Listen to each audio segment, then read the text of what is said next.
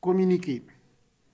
Depuis quelques jours, des contre-vérités. À la faveur de la dénonciation par le CNSP des accords militaires entre le Niger et la France, les Nigériens dans leur ensemble ont battu le pavé pour exiger le départ des forces françaises basées au Niger.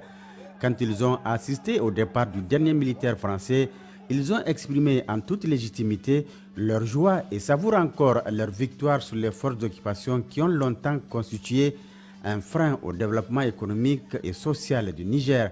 Les Nigériens ont dans la foulée vu plusieurs conteneurs de matériel convoyés vers le Tchad et des vols réguliers en direction de la France à partir de Niamey, laissant croire qu'ils sont partis avec la totalité de leur matériel.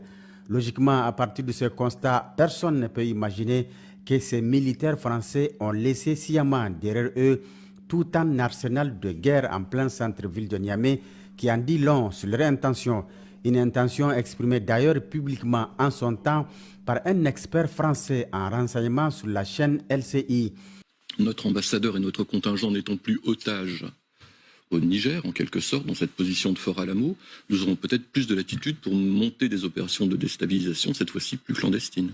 C'est dans cette même logique que l'ancien ambassadeur de France au Niger, Sylvain Ité, a déclaré lors de son audition à l'Assemblée nationale que la France dispose encore sur place au Niger des contacts avec lesquels elle continue à travailler. Nous suivons grâce à nos contacts sur place la politique intérieure nigérienne et continuons donc d'alimenter nos autorités politiques en information sur la situation. En d'autres termes, même sans être à Niamey, nous exerçons activement notre activité et nos missions. Malgré ces déclarations qui expriment l'opinion ambiante en France, Macron et son gouvernement ont choisi la voie du déni. Mais la découverte de tous ces matériels militaires faits dans cette maison située au quartier Francophonie, extension Tchangaré, occupée par des instructeurs militaires français jusqu'à leur départ, bat en brèche ce déni et apporte une preuve supplémentaire de la mise en œuvre de cette stratégie de déstabilisation de notre pays.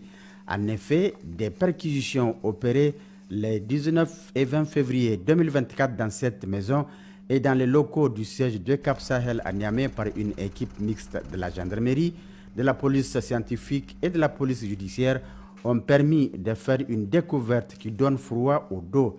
Il s'agit d'un vrai centre d'opération militaire, en même temps une cache d'armes et de munitions. Dans cette maison, il y a un élément qui a attiré particulièrement notre attention, c'est cette grande quantité de cartes géographiques sur l'Afrique de l'Ouest, parmi lesquelles une carte de Tesker, localité nigérienne très connue dans laquelle on a découvert récemment des mines et des missiles sol-air de longue portée qui nous renvoient au souvenir chaotique de Rwanda du 7 avril 1994. Ou encore cette carte de la ville de Niamey sur laquelle toutes les places stratégiques de la capitale sont soigneusement identifiées et marquées. À quelle fin s'agit-il des cibles des probables attaques? Quand on ajoute à cette planification minutieuse des lance-roquettes anti-chars, des fusils d'assaut, des drones, des grenades, d'énormes quantités de munitions, des véhicules 4x4 dont certains sont sans plaque d'immatriculation mais sur lesquels ils ont prévu des fausses plaques et bien d'autres matériels, il s'avère clair que nous sommes en présence d'une vraie stratégie militaire qui ne fait point de mystère sur son objectif. Cette stratégie de déstabilisation de notre pays repose sur une idéologie bizarre écrite en rouge sur ce tableau d'affichage dans leur salle d'opération qui dit ceci: la paix, on peut l'éviter. Alors pourquoi éviter cette paix quand on déclare la désirer à tout bout de champ? Ici, le mensonge est tellement gros qu'il n'est plus possible de le cacher. Mais quand on construit un partenariat sur du faux, il y a toujours un élément qui trahit le subconscient et le refoulé remonte à la surface pour révéler au grand jour le désir caché. Au stade actuel de nos rapports avec la France, il ne s'agit plus de désirs cachés, mais plutôt d'actions soigneusement planifiées pour semer le chaos à Niamey. Au regard de cette nouvelle tournure prise par nos rapports avec la puissance impérialiste, il revient au peuple nigérien de resserrer davantage ses liens avec le CNSP et d'être focus sur l'objectif ultime, la souveraineté totale du Niger. Il est donc impératif de rester dans la voie tracée par le Conseil national pour la sauvegarde de la patrie sous la conduite de son président, chef de l'État, le général de brigade Abdourahmane Tiani, pour atteindre un tel objectif.